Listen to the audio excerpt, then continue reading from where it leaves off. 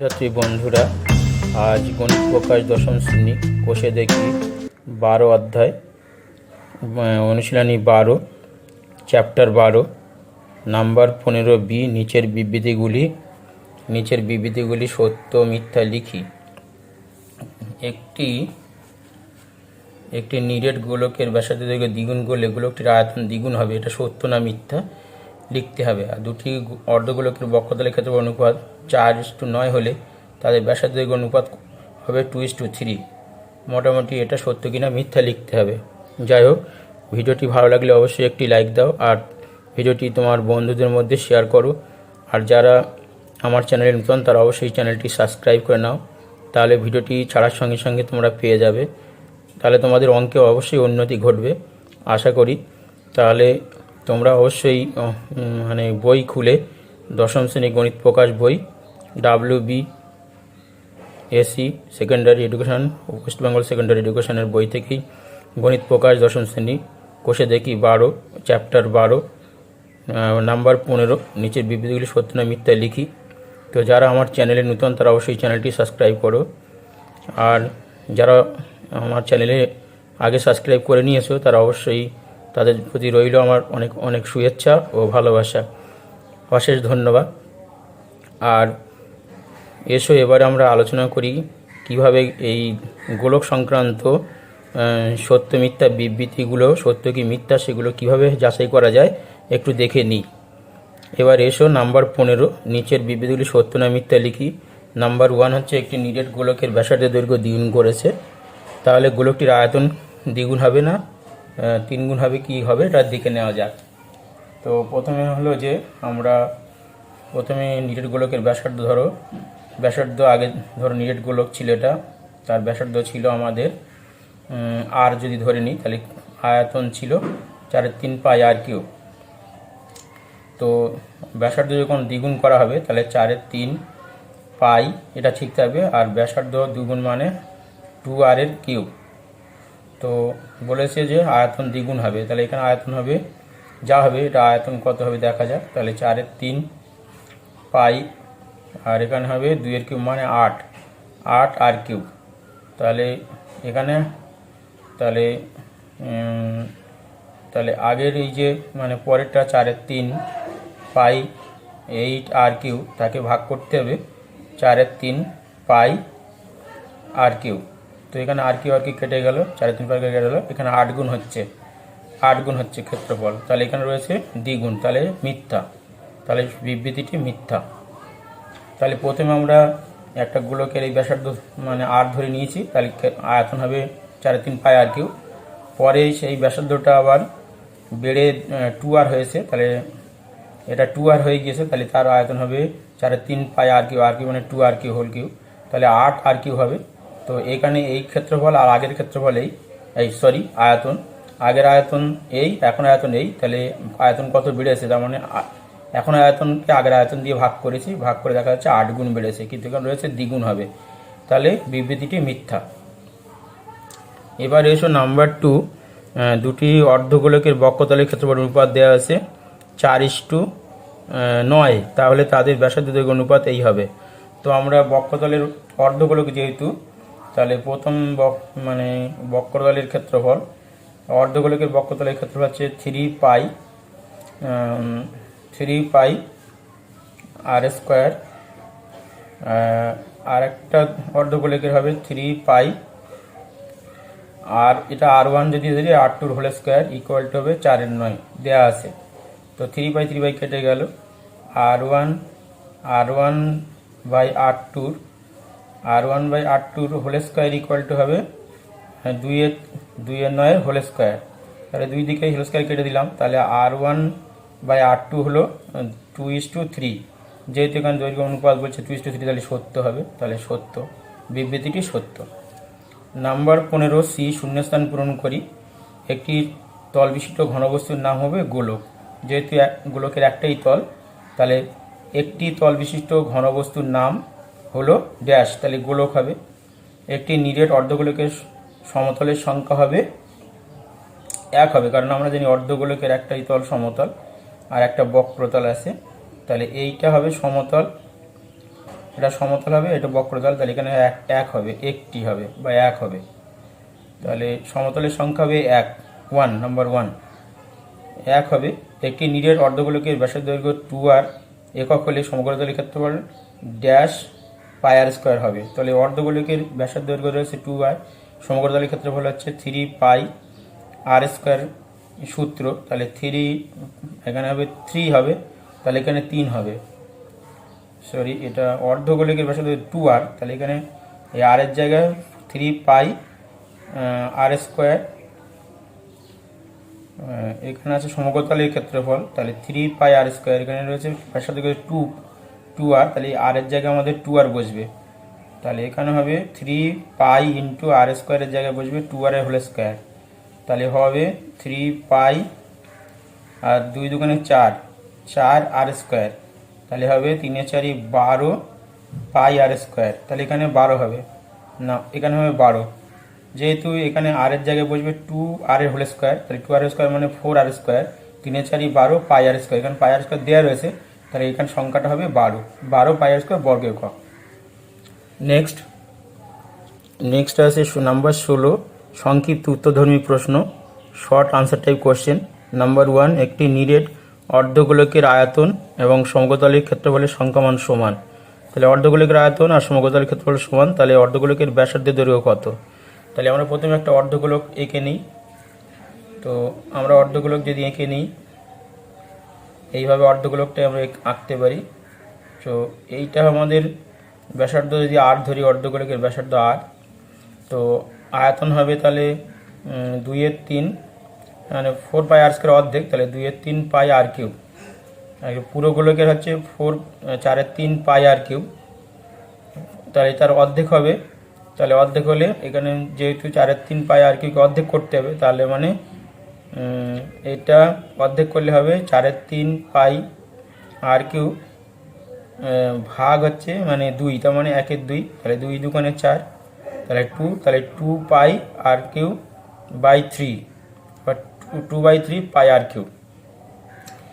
অর্ধগোলকে তাহলে ধরি বা মনে করি, ধরি অর্ধগোলকটির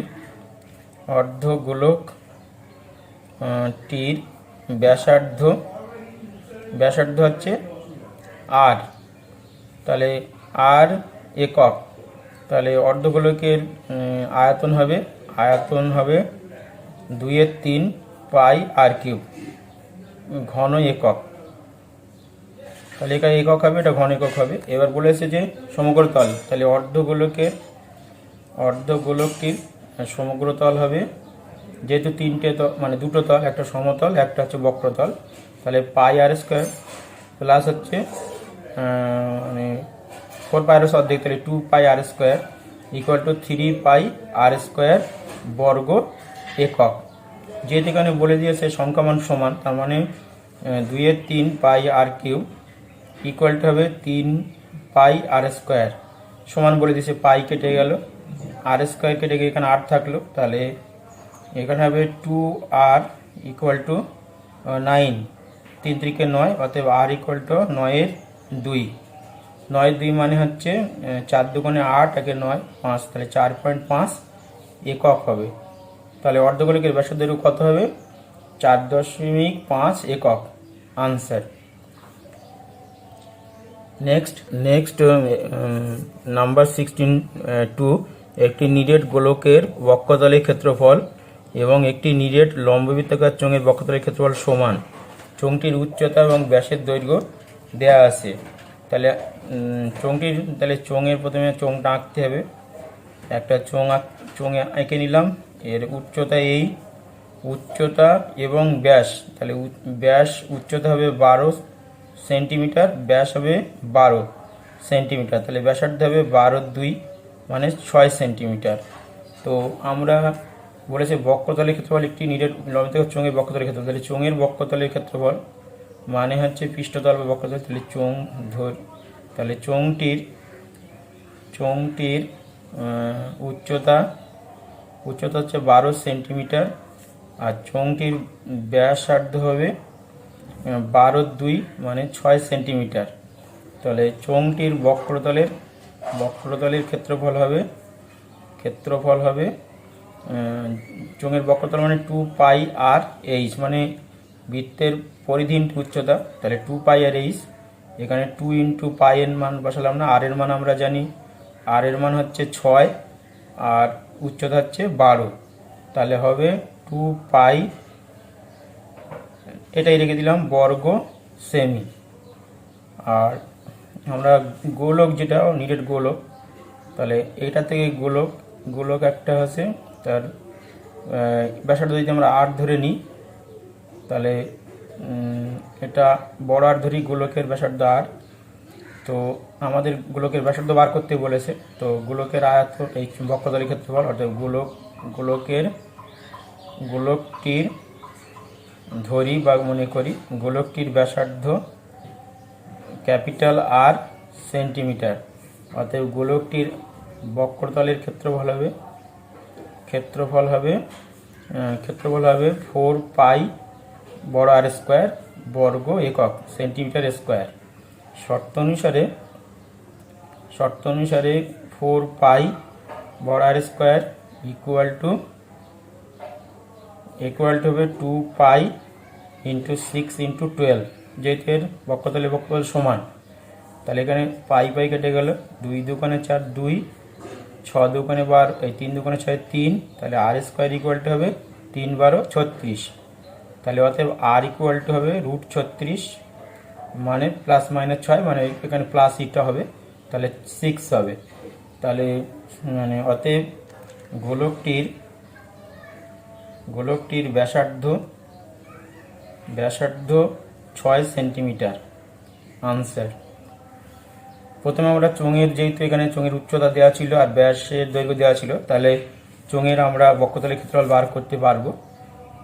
এরপরে হচ্ছে যে মানে গোলকের ব্যাসার্ধ আমরা আর ধরে নিচ্ছি, যেহেতু আমাদের ব্যাসার্ধ জানা নেই, তাই গোলকের ব্যাসার্ধ আর হলে বক্রতলের ক্ষেত্রফল 4 পাই আর স্কোয়ার। এখানে লেখা আছে যে গোলকের বক্রতলের ক্ষেত্রফল আর নিরেট লম্বচোঙের বক্রতলের ক্ষেত্রফল সমান, তাহলে এর বক্রতলের ক্ষেত্রফল হচ্ছে 2 পাই ইন্টু 6 ইন্টু 12, আর এর বক্রতলের ক্ষেত্রফল হচ্ছে 4 পাই আর স্কোয়ার। তাহলে আমরা সমান করতে পারি, যেহেতু এখানে শর্তে দেওয়া রয়েছে, তাহলে সমান করেছি, 2 দুগুণে 2 মানে পাই কেটে দিয়েছি, 2 দুগুণে 4 2, আর 2 কেটে 3 দুগুণে 6 3, তাহলে আর স্কোয়ার ইকুয়াল টু 36, তাহলে অতএব আর ইকুয়াল টু হবে √36, মানে প্লাস মাইনাস 6 হবে, কিন্তু এখানে মাইনাসটা হবে না, কারণ ব্যাসার্ধ মাইনাস হতে পারে না। তাহলে এটা হবে গোলকটির ব্যাসার্ধ হবে 6 সেন্টিমিটার। আনসার। নেক্সট নাম্বার 16 একটি নিরেট অর্ধগোলকের সমগ্রতলের ক্ষেত্রফল এবং একটি নিরেট গোলকের বক্ষতলের ক্ষেত্রফল সমান। অর্ধগোলক এবং গোলকের ব্যাসার্ধের দৈর্ঘ্য অনুপাত কত? তাহলে প্রথমে আমরা অর্ধগোলকটাকে ধরি একটা অর্ধগোলক। তো অর্ধগোলকের ব্যাসার্ধ আমরা জানি না, তাহলে ব্যাসার্ধটাকে আমরা আর ধরে নিয়েছি, ছোট আর। তাহলে অর্ধগোলকের সমগ্রতলের ক্ষেত্রফল হবে, ধরি অর্ধগোলকের ব্যাসার্ধ আর একক, অতএব অর্ধগোলকের মানে সমগ্রতলের ক্ষেত্রফল, সমগ্রতলের ক্ষেত্রফল হবে 3 pi r square, 2 pi r square plus অর্ধগোলক যেহেতু, তাহলে পুরো গোলক আছে 4 পাই আর স্কোয়ার, তার অর্ধেক হলে 2 পাই আর স্কোয়ার প্লাস হচ্ছে এইটার ক্ষেত্রে পাই আর স্কোয়ার, তাহলে 3 পাই আর স্কোয়ার হবে বর্গ একক। এবার বলেছে নিরেট গোলকের বক্ষতল, তাহলে নিরেট গোলক যদি আমরা ধরে এটা নিরেট গোলক, এর ব্যাসার্ধ আমরা বড় আর ধরে নিচ্ছি, তাহলে নিরেট ধরি বা মনে করি নিরেট গোলকের ব্যাসার্ধ বড় আর একক, তাহলে অর্থাৎ নিরেট গোলকের বক্রতলের ক্ষেত্রফল, নিরেট গোলকের বক্রতলের ক্ষেত্রফল 4 পাই আর স্কোয়ার বর্গ একক।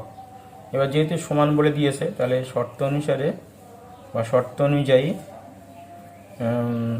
4 pi r square equal to 3 pi r square, দুই দিকে পাই কেটে গেল, তাহলে বড় আর স্কোয়ার বাই 4 বড় আর স্কোয়ার সমান 3 ছোট আর স্কোয়ার, তাহলে সমান, তাহলে অর্ধগোলক ও গোলকের ব্যাসার্ধ দৈর্ঘ্য অনুপাত, তার মানে হলো তাহলে আর স্কোয়ার বাই ছোট আর স্কোয়ার ইকুয়াল টু হবে 3/4, তাহলে 3/4, তো তার মানে আর আর বাই ছোট আর ইকুয়াল টু হবে √3/2 হোল স্কোয়ার, এটা হোল স্কোয়ার দুই দিকে কেটে গেল, তার মানে হবে আর ইস টু ছোট আর ইকুয়াল টু √3:2 বা 2:√3, তাহলে আরটা আমাদের এখানে রয়েছে কি, এখানে আছে যে অর্ধগোলক মানে হচ্ছে, তাহলে অর্ধগোলক ছোট আর ধরেছিলাম, তাহলে আগে পরে অর্থাৎ ছোট আর ইস টু বড় আর, তাহলে 2:√3 আনসার। তো তার মানে অর্ধগোলক হচ্ছে ছোট আর বড় গোলক হচ্ছে বড় আর, তাহলে ছোট আর ইস টু বড় r equal to 2:√3 answer. Next number 16(4), একটি নিরেট গোলকের বক্ষতলের ক্ষেত্রফল S, তাহলে একটা নিরেট গোলক ধরে নিলাম, তার ব্যাসার্ধ যদি আমি 8 ধরি ব্যাসার্ধ 8, তাহলে বক্ষতলের ক্ষেত্রফল হবে 4 pi r square, 4 pi r square equal to S, এখানে S দেওয়া রয়েছে, আর আয়তন হচ্ছে 4/3 pi r cube equal to হবে V, তাহলে আমাদের বার করতে হবে S3/V², তাহলে এস এর মান আমরা বসিয়ে দিলাম 4 পাই আর স্কোয়ারের কিউব, আর এখানে হবে V² মানে 4/3 পাই আর কিউবের স্কোয়ার, তো এখানে আমাদের হবে 3×4 12, 4×4 ষোলো, 4 ষোলো 64, 4×4 ষোলো, 4 ষোলো 64 পাই কিউব আর 8 নিচে হবে 4/3 মানে 4×4 ষোলো, 16 আর 3×3 9 পাই স্কোয়ার আর 6, তো আমরা ভাগ করতে হবে যে 4 পাই কিউব আর 8 বাই, এটা ভাগ আছে তাহলে উল্টে যাবে, তাহলে 9 উপরে যাবে 9 আর নিচে হবে 16 পাই স্কোয়ার আর 6, তাহলে এখানে 4 ষোলো 64 4 আর 3 দুগুণে 6, 3×3 9 আর 2 দুগুণে 4 2, তাহলে উপরে থেকে 6, আর এখানে আর এই পাই কিউ আর এখানে রয়েছে পাই স্কোয়ার, তাহলে পাই থাকে, আর আর8 থেকে একটু ভুল হয়েছে,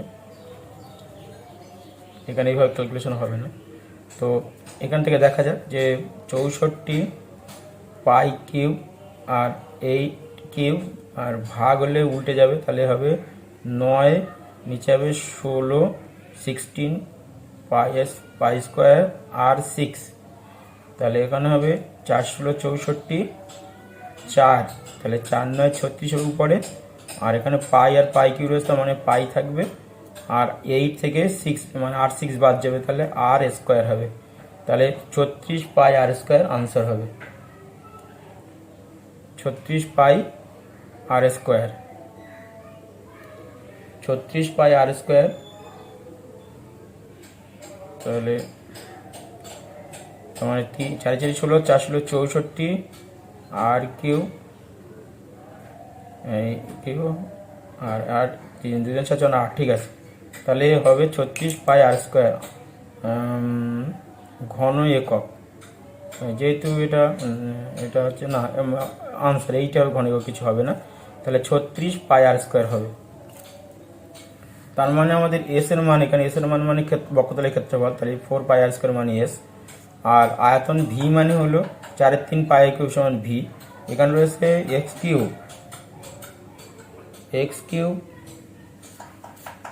কিউব বাই ভি স্কোয়ারের মান বার করতে হবে, নেক্সট এখানে একটু দেখা যাক যে আমাদের এখানে একটু ক্যালকুলেশন হয়েছে। এটা মানে 3 বার গুণ হবে, তাহলে 6 হবে। এটা 8 হবে না, এটা 6 হবে। তাহলে এটা 8 6 আজকে কেটে গেল, 4 9 36, আর পাই কিউব থেকে পাই, তার মানে 4 9 36 পাই হবে আনসার।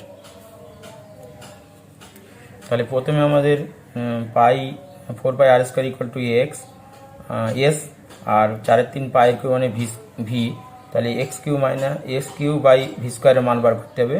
অতএব এখান থেকে এখানে এলাম, অতএব x Q by v square equal to হবে 4 পাই আর স্কোয়ারের কিউব বাই হচ্ছে 4/3 pi r square whole square. তাহলে এখানে এরপরে হচ্ছে 4 4 4 16, এই 3 4 4 16, 3 3 4 4 16, 4 16 64 পাই কিউ আর 6 হবে, আর 6 হবে, যেহেতু আর স্কোয়ার 3 বার গুণ হবে, আর 6 হবে। 2 2 4 2 6, আর 6 হবে, আর 16 পাই স্কোয়ার আর 6। তাহলে এখানে আর 6 আসছে এমনি কেটে যাচ্ছে, আর 6 কেটে গেল। তাহলে হবে 4 16 64 4 হলো, আর 4 9 36 হলো, আর এখানে পাই কিউ রয়েছে, আর এখানে রয়েছে পাই কিউ, এখানে রয়েছে পাই স্কোয়ার। তাহলে বিয়োগ করলে 3 থেকে 2 গেলে তাহলে 1 থাকবে, তার মানে পাই থাকবে, তাহলে 36 পাই হবে।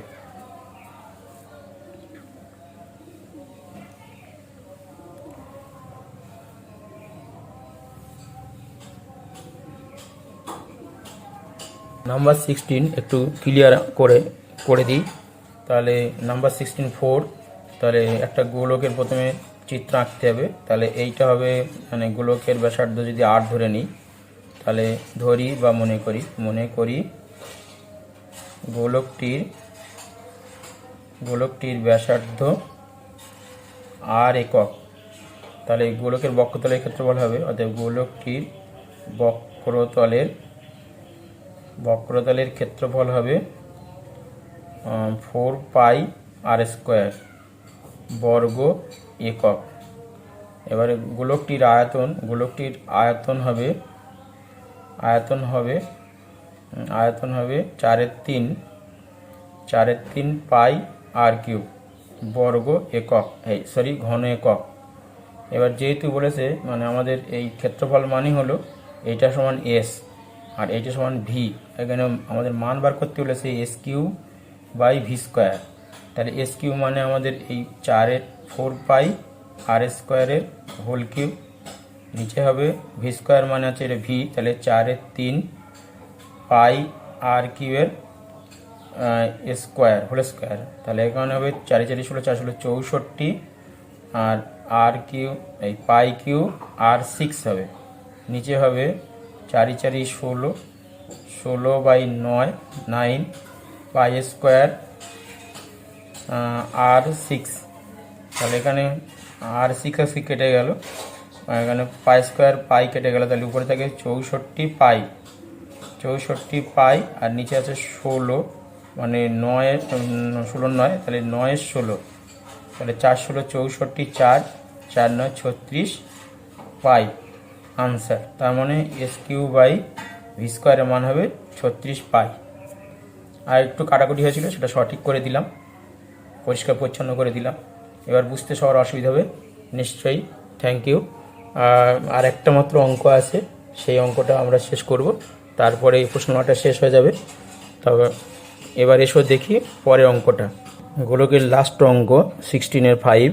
একটি গোলকের ব্যাসার্ধের দৈর্ঘ্য 50% বৃদ্ধি করলে বক্ষতলের ক্ষেত্রফল শতকরা কত বৃদ্ধি পাবে তা লিখি। তো প্রথমে আমরা গোলক এঁকে নিই। তো একটা গোলক আমরা জানি না এই গোলকের ব্যাসার্ধ কত, তো ধরি গোলকটির ব্যাসার্ধ হবে আর একক নেই যেহেতু, তো আমাদের বক্রতলের ক্ষেত্রফল বার করতে হবে। তাহলে অতএব গোলকটির বক্রতলের ক্ষেত্রফল হবে পৃষ্ঠতল বা বক্রতল 4 পাই আর স্কোয়ার বর্গ একক।